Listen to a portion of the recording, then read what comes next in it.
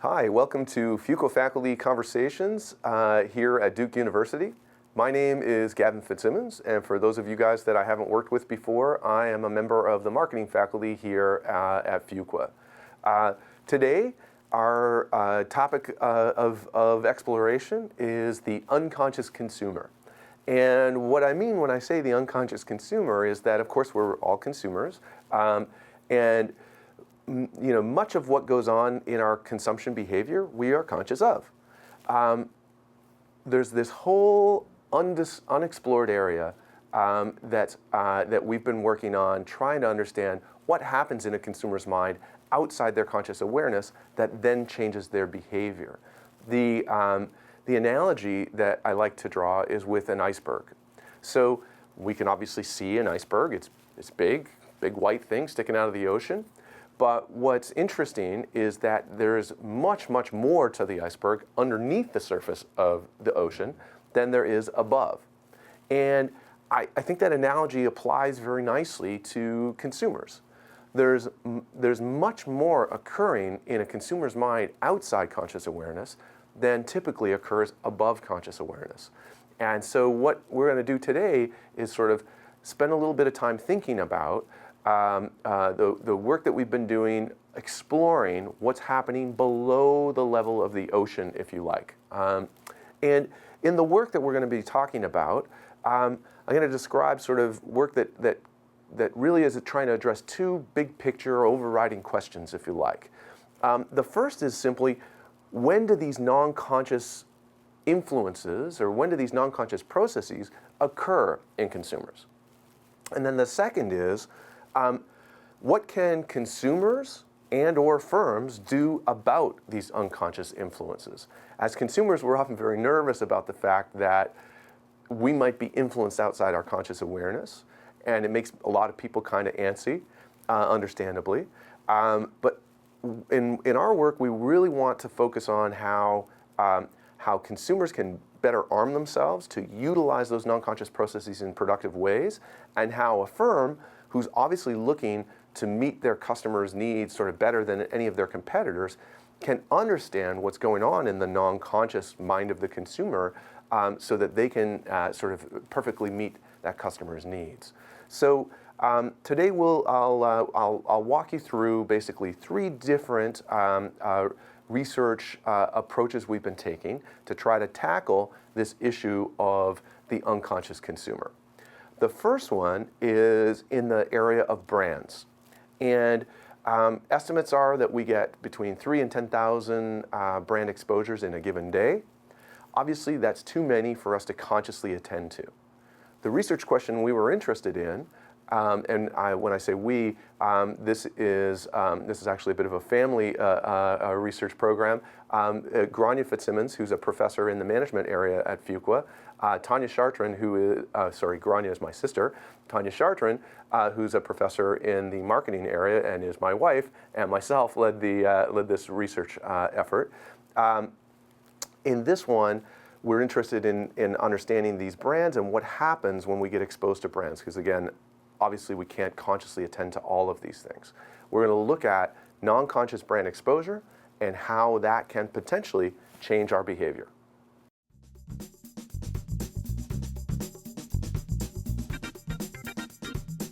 The work we're doing is really studying what we call incidental brand exposure, and what that means is basically very short exposures to brand logos. And most of the time people think that these wouldn't have any impact on them at all, and in fact they've happened to us so frequently. Recent estimates say somewhere between 3,000 and 10,000 brand exposures a day is the typical number that the US consumer is exposed to. What we were interested in studying was to see if in fact those incidental brand exposures were having any impact on people at all. So certain brands are associated with different personality traits. So for instance, the Apple brand has really cultivated an image of creativity and innovativeness. And so we thought that being exposed to the Apple brand might lead individuals to become more creative or to have a goal to be more creative. Participants come into the lab and we tell them they're going to be participating in a visual acuity test. And the way this works is that a box will either pop up on the left or the right of the screen. And their task is to say left or right when the box pops up. In addition, to sort of further complicate the task and ensure that they don't catch any glimpse of a logo, for example, we have them keep a running tab of the sum of the numbers in the middle of the screen. They think all they're seeing is the box coming up on the left and the number appearing. What they're actually seeing is a box come up, the box disappears for a very, very short duration, like 30 milliseconds. A brand logo pops up, the logo goes away, and the box appears. What the person's conscious perception is that a box has popped up and gone away, and that's it. They don't realize that they've been exposed to the brand logo. What we found is that people who were subliminally primed with the Apple logo actually had a goal to be creative, activated by this exposure, and they were more creative on a later task. So we asked them to come up with uses for a brick, come up with as many different unusual uses for a brick that they could think of. And what we found is that people who had been subliminally primed to the Apple logo were more creative than people who had been subliminally primed to the IBM logo. Most television advertisements don't have much impact on people. And that's because as you're sitting watching the television ad, your defensive screens come up. We know they're trying to persuade us when they show us an ad. So our defensive screens come up and we filter that ad through these defensive mechanisms. These short brand exposures, though, people aren't even consciously aware they're occurring. So the defense mechanisms don't come up. And so if you're a brand manager, you might think about perhaps instead of spending so many resources on traditional television advertisement, maybe switch more of those resources over to encouraging very brief exposures, perhaps as product placements, not the cheesy product placement where you hold it up like this, but one where it's just seen in passing. Perhaps web placements or weaving brands into the natural lives of characters in video games or television shows might be a more effective and efficient way to allocate my marketing resources. So in the first work that we've just been talking about, we learned how brands can actually influence us outside our conscious awareness. There are many other environmental influences that can change our actual behavior. In this next work, we're going to talk about how a specific environmental influence, the presence of social others, other people in the world around us, can actually non-consciously change what we do in our actual behavior, in this case, in an eating domain.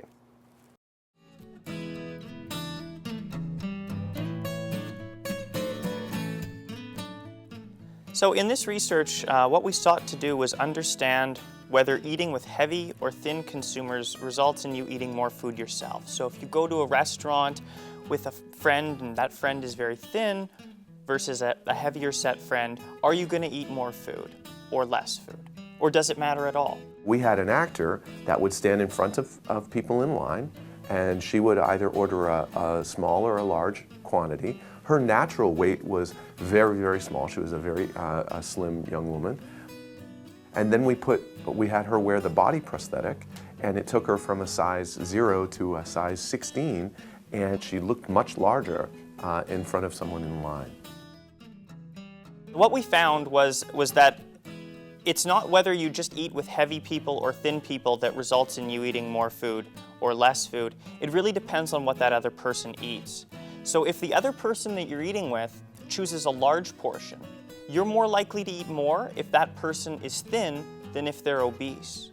Conversely, if that other person that you're eating with chooses a very small portion, the opposite occurs. You're likely to eat more if that person's obese than if that person's thin. Our research shows that other people around you have an influence on us, even if we don't know them.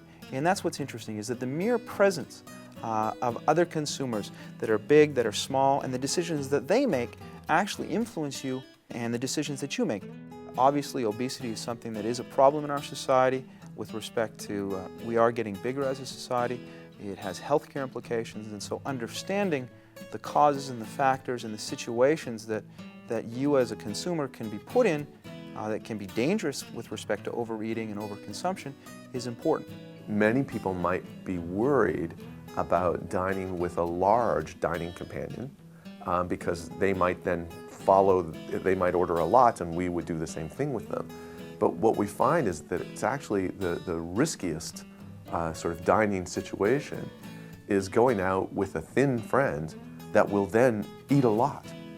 Because what we'll then do is we'll naturally order and eat a lot as well and won't do any kind of conscious adjustment for the fact that because they might be larger than average. And so the riskiest sort of dining environment is that skinny friend with the big appetite.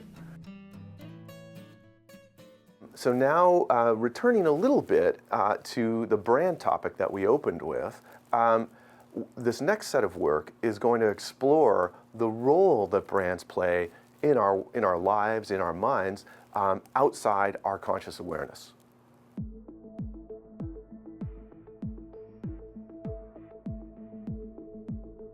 So in this work, we're really interested in understanding the relationship between religion or religiosity, our beliefs about God, and brands and our beliefs about brands.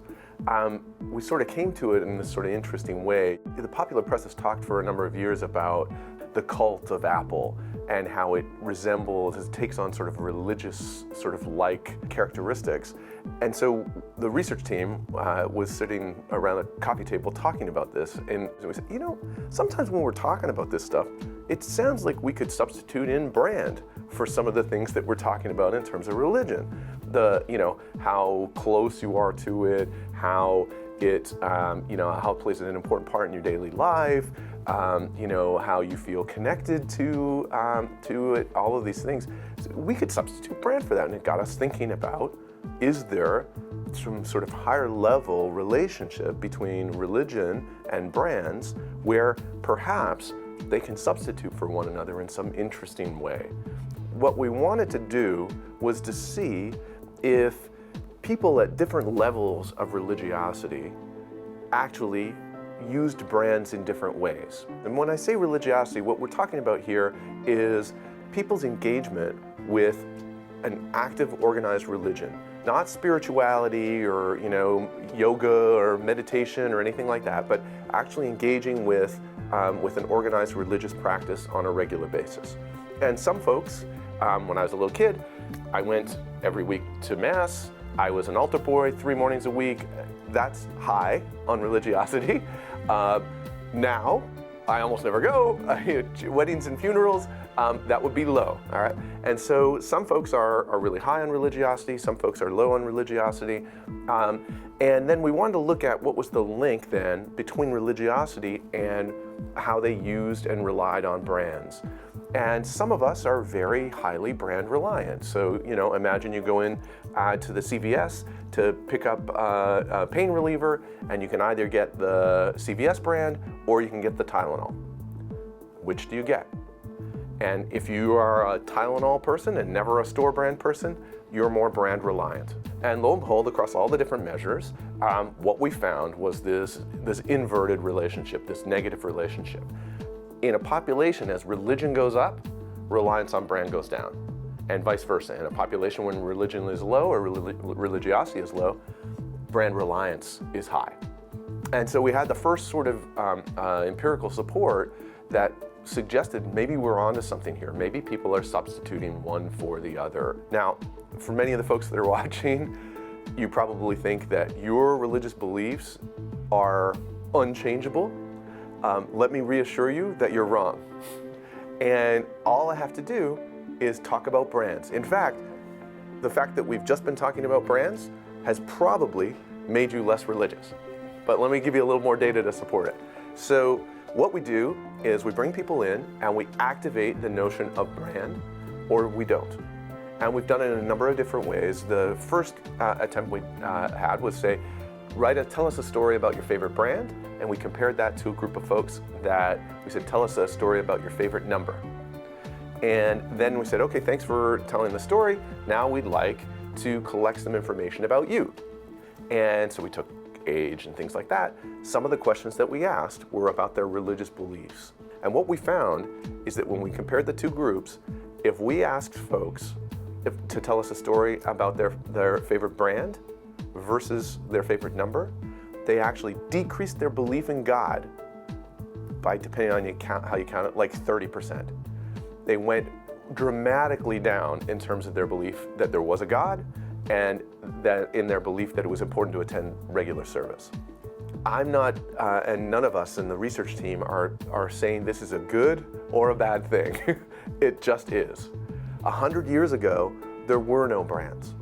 And this need in people was met through religion. As brands have grown and played bigger and bigger roles in our lives, they've started to morph into relationship partners, into substitutes for religion, and all of these really interesting, but not good or bad ways. From the perspective of a manager running a company, what are the implications? I think there's some really interesting implications here about understanding who your employees and your customers are in terms of, are they big brand people? Are they highly religious? What are the interrelationships between the two? If you're someone with very strong religious beliefs, I guess I can close on suggesting that you start buying store brand. Across these 3 different lines of research, I hope that I've started to convince you that, in fact, consumers are often unconscious of what's going on in their day-to-day lives. Stimuli, brands, people, religion, all of these things are activating processes that guide our consumers' behavior, and often in ways that are occurring outside their conscious control. What I hope a big takeaway from this work will be is that for each of you in your own lives as consumers, and perhaps more importantly in your own lives as managers, you'll embrace this notion that so much of what's occurring in our lives is occurring outside conscious awareness. As soon as we sort of accept and embrace this, it provides all sorts of really interesting opportunities to live our lives better as consumers and to meet our customers' needs way better as managers. Thanks very much for joining us here today, and I look forward to hopefully interacting with you guys soon.